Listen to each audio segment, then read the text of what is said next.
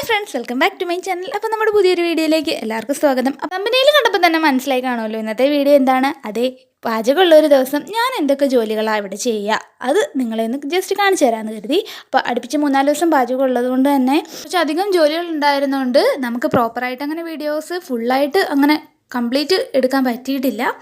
എങ്കിലും എന്നെ കൊണ്ടാവുന്ന വിധം ഞാൻ കുറച്ചൊക്കെ വീഡിയോസ് എടുത്ത് വെച്ചിട്ടുണ്ട് കേട്ടോ. ജോലി ചെയ്യുന്നതിനോടൊപ്പം തന്നെ ഈ വീഡിയോസ് എടുക്കണമല്ലോ, അത് കുറച്ച് ബുദ്ധിമുട്ടുള്ള പരിപാടിയായിരുന്നു. അപ്പോൾ എങ്കിലും എന്നെ കൊണ്ട് പറ്റുന്ന വിധം ഞാൻ ചെയ്തെടുത്തിട്ടുണ്ട് കേട്ടോ. അപ്പോൾ എന്തെങ്കിലും തെറ്റുകുറ്റങ്ങളുണ്ടെങ്കിൽ ക്ഷമിക്കുക.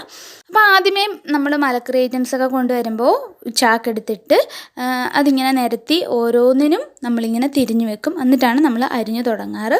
ആദ്യം തന്നെ നമ്മൾ ചക്കരവരട്ടിക്കും ഉപ്പേരിക്കും ഉള്ള കായൊക്കെ പൊളിച്ച് വെള്ളത്തിലിടുകയാണ് ചെയ്യുക. അപ്പോൾ കാ പൊളിച്ച് കഴിഞ്ഞാൽ ബാക്കിയുള്ളതൊക്കെ ചെയ്യും. കാ പൊളിക്കുന്നതാണ് നമുക്ക് ആദ്യമായിട്ട് തീർത്ത് വെക്കേണ്ട ജോലി. അപ്പോൾ അധികം വെട്ടമില്ലാത്തതുകൊണ്ട് എനിക്ക് വീഡിയോ എടുത്ത് തരുന്നത് അഭിരാമിയാണ് കേട്ടോ. അപ്പോൾ അതിൻ്റേതായിട്ടുള്ള ചില വീഡിയോയ്ക്ക് ഷേക്കൊക്കെ കാണും, അതൊന്ന് ക്ഷമിച്ച് കളയാം കേട്ടോ. കയ്യിൽ കറയാക്കി പണി തരുന്നത് ഏത്തക്കയാണ് കേട്ടോ. നമ്മൾ ചെറുതായിട്ട് ഒരു 2-3 എണ്ണം പൊളിച്ചാൽ മതി, കയ്യിൽ ഫുള്ള് കറയാവും. പിന്നെ നമ്മൾ എടുക്കുന്ന പിച്ചാത്തിയിലും ഒക്കെ നന്നായിട്ട് കറയാവും. അപ്പം ഞാൻ ഓരോന്ന് കാ പൊളിച്ച് വെള്ളത്തിലേക്ക് ഇടുകയാണ് കേട്ടോ. അപ്പം എന്തേ അത്യാവശ്യത്തിനുള്ള കായൊക്കെ പൊളിച്ച് കഴിഞ്ഞു. അപ്പോൾ അത്രയും മതിയെന്ന് അച്ഛൻ പറഞ്ഞിട്ടുണ്ട്. അച്ഛനാണ് കേട്ടോ ഇതെല്ലാം വറക്കുന്നതും ചെയ്യുന്നതും ഒക്കെ. അപ്പോൾ ഇത്രയും കാ രണ്ടിനും കൂടാണ് കേട്ടോ. ഒന്ന് ബനാന ചിപ്സിനും പിന്നെ ഒന്ന് ശർക്കര വരട്ടിക്കും കൂടെ ഉള്ളതാണ് കേട്ടോ. അതുകൊണ്ടാണ് ഇത്രയും തോന്നി. ഇനി അരിഞ്ഞ ഈ വേസ്റ്റൊക്കെ നമുക്കിനി ഒരു കവറിലേക്ക് വാരി വയ്ക്കാം. അത് പശുവുള്ള ആർക്കെങ്കിലും നമുക്ക് കൊടുക്കാമല്ലോ. അപ്പോഴത്തേക്ക് ഇതേ അച്ഛൻ ഇവിടെ പണി തുടങ്ങിയിട്ടുണ്ട് കേട്ടോ. ദേ ആദ്യം തന്നെ ചിപ്സിനുള്ള പരിപാടി തുടങ്ങി. അപ്പോൾ ഈ ചിപ്സൊക്കെ കോരി കഴിഞ്ഞിട്ട് നമ്മൾ നമ്മുടെ പരിപാടിയിലേക്ക് കടക്കും കേട്ടോ. അപ്പം ഞാൻ ജസ്റ്റ് ഒന്ന് വീഡിയോ എടുത്തേ ഉള്ളൂ ഇതിലേക്ക് ഒന്ന് ആഡ് ചെയ്യാൻ വേണ്ടിയിട്ട്. ഇനി നമുക്ക് സാമ്പാറിന് അരിയാനാണ് കേട്ടോ ഇരിക്കുന്നത്. ചേന അരിയാൻ എനിക്ക് പൊതുവേ ഭയങ്കര മടിയാണ്, നല്ലപോലെ ചൊറിയും. അതുകൊണ്ട് അച്ഛനാണ് കേട്ടോ ചേന അരിഞ്ഞ് വെച്ചിരിക്കുന്നത്. ഇത് ഞാനൊരു ഷോർട്ട് വീഡിയോ ചെയ്തിട്ടുണ്ടായിരുന്നു സാമ്പാറിനെ പറ്റിയൊക്കെ. അപ്പോൾ അത് അന്നെടുത്ത വീഡിയോ ആണ് കേട്ടോ ഇതും. ആദ്യം തന്നെ നമ്മൾ എല്ലാ പച്ചക്കറികളും വൃത്തിയാക്കി വെള്ളത്തിലിടും. അതിന് ശേഷമാണ് പിന്നെ അരിഞ്ഞെടുക്കുക. അപ്പോൾ ദേ അങ്ങനെ ഓരോന്ന് വൃത്തിയാക്കി വെള്ളത്തിൽ ഇട്ട് വെച്ചേക്കുന്നതിനകത്തു നിന്നാണ് ഞാനിങ്ങനെ അരിയാൻ ഓരോന്ന് ഈ പാത്രത്തിലോട്ട് ആക്കി വെക്കുന്നത് കേട്ടോ. അപ്പോൾ ഇതുപോലുള്ള കുറേ പാത്രങ്ങൾ നമ്മൾ ഈ അരിയാൻ ഉള്ള ആവശ്യങ്ങൾക്ക് മാത്രമായിട്ട് യൂസ് ചെയ്യുന്ന പാത്രങ്ങളാണ്. അത് വേറെ ഒന്നിനും നമ്മൾ യൂസ് ചെയ്യാറില്ല. അച്ഛൻ വയ്ക്കുന്നതിൽ ഏറ്റവും ഇഷ്ടം എനിക്ക് സാമ്പാറും അവിയലും തന്നെയാണ് കേട്ടോ. അപ്പോൾ സാമ്പാറൊക്കെ എന്തായാലും വെന്ത് ഉടയാൻ ഉള്ളതാണ്. എങ്കിലും ഈ അതിലെ പീസുകളൊക്കെ കറക്റ്റ് വലിപ്പം കറക്റ്റ് ഷേപ്പിലൊക്കെ എനിക്ക് കുറച്ച് നിർബന്ധമുള്ള കാര്യമാണ് കേട്ടോ. അതുകൊണ്ട് തന്നെ അരിയുന്നതിൽ കൂടുതൽ അതായത് വീട്ടിൽ വെച്ച് ചെയ്യുമ്പോൾ മാത്രമാണ് കേട്ടോ ഞാനും അമ്മയൊക്കെ സഹായിക്കാറുള്ളൂ. അല്ലാതെ കല്യാണങ്ങൾക്കൊക്കെ പോകുമ്പം നമ്മളല്ല അരിയുന്നത്, അതിന് വേറെ ആൾക്കാരുണ്ട്. അപ്പോൾ വീട്ടിൽ വെച്ച് ചെയ്യുമ്പോൾ നമ്മൾ മാക്സിമം ഞാൻ തന്നെയാണ് അരിയാറുള്ളത്. അപ്പോൾ അമ്മ അരിയുന്നത് എനിക്ക് വലിയ പ്രശ്നം തോന്നാറില്ല. അമ്മയും കുറച്ച് ക്ഷമയോടൊക്കെ അരിയും. പിന്നെ എന്തെങ്കിലും പ്രശ്നം വന്നാൽ ഞാനത് പ്രശ്നം ഉണ്ടാക്കുകയും ചെയ്യും കേട്ടോ. അപ്പോൾ അതുകൊണ്ട് അരിയുന്നതൊക്കെ ഞാൻ ഏറ്റെടുക്കാറാണ് പതിവ്. അപ്പോൾ എനിക്കിതൊന്നും വലിയ മുഷിവായിട്ട് തോന്നുന്ന കാര്യമല്ല. എനിക്കിതൊക്കെ ഭയങ്കര ഇൻട്രസ്റ്റ് ഉള്ള കാര്യമാണ് കേട്ടോ. ചെയ്യാൻ ഭയങ്കര ഇഷ്ടമാണ്.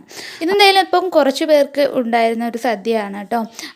അപ്പം നമുക്ക് ഒരുപാട് അങ്ങനെ അധികം അരിയാനൊന്നും ഉണ്ടായിരുന്നില്ല. എനിക്കങ്ങനെ പൊതുവേ വിരളോറ ഇട്ട് അരിയുന്ന അങ്ങനെ ഇഷ്ടമുള്ള കാര്യമല്ല കേട്ടോ.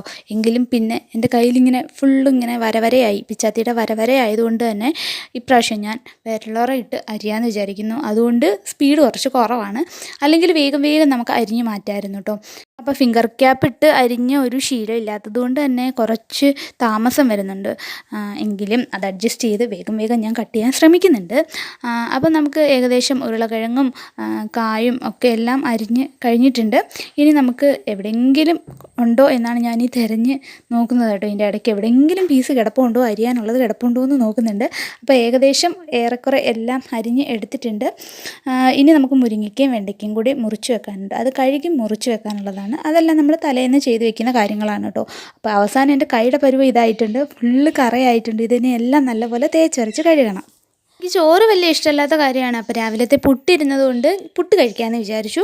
രാവിലെ പുട്ടും കടലയായിരുന്നു, കടല കഴിഞ്ഞിട്ടുണ്ടായിരുന്നു.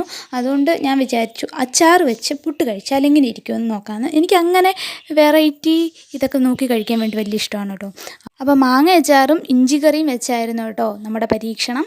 പക്ഷേ കൊള്ളായിരുന്നു. മാങ്ങയ്ക്ക് കുറച്ച് എരിവുണ്ടായിരുന്നേ ഉള്ളായിരുന്നു, സംഭവം കൊള്ളായിരുന്നു. അപ്പോൾ ഇത് ഇനി പിറ്റേന്ന് രാവിലെയാണ് കേട്ടോ. നമുക്ക് കുറച്ച് ഇല തുടച്ച് വെക്കാനുണ്ടായിരുന്നു. അപ്പോൾ ഒരു 150 ഇല തുടയ്ക്കാനുണ്ടായിരുന്നു കേട്ടോ. അപ്പോൾ ആദ്യം തന്നെ അത് ഷേപ്പിന് വെട്ടുന്നുണ്ട്. എല്ലാം ഒരേ ലെവലായിരിക്കണമല്ലോ. അപ്പോൾ അങ്ങനെ വെട്ടിയെടുക്കുന്നുണ്ട്. അതിന് ശേഷം നമ്മൾ വെള്ളം തൊട്ട് തുടയ്ക്കുകയാണ് കേട്ടോ. നല്ല തുണി വെച്ച് വെള്ളം തൊട്ട് നന്നായിട്ട് തുടച്ചെടുക്കും. എന്തെങ്കിലും അഴുക്കുണ്ടെങ്കിൽ പോകണമല്ലോ. അപ്പോൾ നമ്മൾ ഓരോരോ കെട്ടുകെട്ടാക്കി ബാക്കി മാറ്റി വയ്ക്കും. അതാണ് എൻ്റെ രാവിലത്തെ ഉള്ള പണി അതാണ് കേട്ടോ. അപ്പോൾ ഇത് ഒരു 10 മണിയൊക്കെ ആയപ്പോഴത്തേക്കും നമുക്ക് കൊടുക്കേണ്ട സാധനങ്ങളെല്ലാം നമ്മൾ പറക്കി വെളിയിലോട്ട് വെച്ചിട്ടുണ്ടായിരുന്നു. ഇനി വണ്ടി വന്ന് കൊണ്ടുപോവാണ്. അപ്പോൾ വെക്കുന്നതൊന്നുമല്ല പണി, ഇത് കഴിഞ്ഞിട്ടുള്ള തേച്ച് മഴക്കലാണ് കേട്ടോ ഏറ്റവും ഭയങ്കര പരിപാടി. എല്ലാ പാത്രങ്ങളും കഴുകി വെക്കുന്നത് തന്നെ വലിയൊരു പണിയാണ്. അപ്പോൾ അത്യാവശ്യം എടുത്ത പാത്രങ്ങളൊക്കെ അകത്ത് വെച്ച് തന്നെ കഴുകിയിട്ടുണ്ടായിരുന്നു. ബാക്കിയുള്ളത് നമ്മൾ വെളിയിൽ കൊണ്ടുവന്ന് വലിയ പാത്രങ്ങളൊക്കെ അങ്ങനെ കഴുകിയിട്ടുണ്ട്. അപ്പോൾ ഇതോടുകൂടി എൻ്റെ കഴുകൽ ഇവിടെ കഴിഞ്ഞിട്ടുണ്ട്. അപ്പോൾ ഇത്രയൊക്കെയാണ് കേട്ടോ ഞാൻ പ്രത്യേകിച്ച് ചെയ്യുന്ന പണികൾ. അപ്പോൾ എൻ്റെ ഈ കുഞ്ഞു വീഡിയോ നിങ്ങൾക്ക് ഇഷ്ടമായ എന്തായാലും ലൈക്ക് ചെയ്യാനും ഷെയർ ചെയ്യാനും സബ്സ്ക്രൈബ് ചെയ്യാനൊന്നും മറക്കല്ലേ. അപ്പോൾ നെക്സ്റ്റ് വീഡിയോ ആയിട്ട് കാണുന്നവരെ ടാറ്റാ ബൈ ബൈ.